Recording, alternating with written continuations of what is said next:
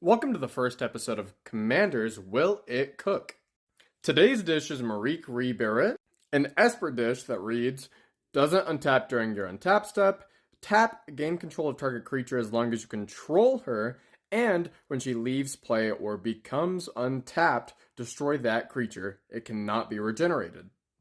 Now, of course, a deck with this style of effect can never be complete without a card like Freed from the Real, which reads, pay blue, untap enchanted creature. That's the most important part of this card, because we want to untap the creature. But even if we're able to untap our commander, how are we going to get around those pesky hexproof, ward, and shroud creatures? Well, I have a solution. Shay Cormac from the recent Assassin's Creed set reads, pay 1, permanents your opponent's control lose hexproof, indestructible, protection, shroud, and ward until the end of the turn.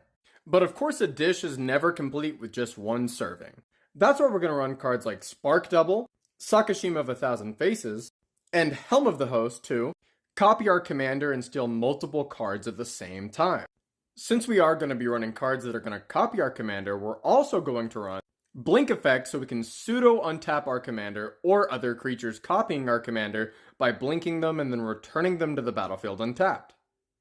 Finally, while this does look like a theft deck, it also works kind of like a control deck.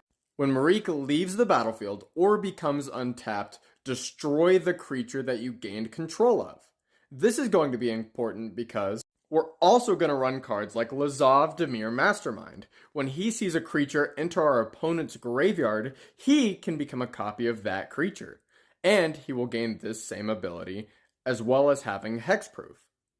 In conclusion, this is a slow burn control deck that wants to gain control of our opponent's creatures, copy our commander to get multiple effects of this kind, untap or blink to destroy the less important creatures on our opponent's boards, and then steam through our opponents with their biggest creatures by either copying them or just gaining control of them and swinging with them. Did this commander deck cook?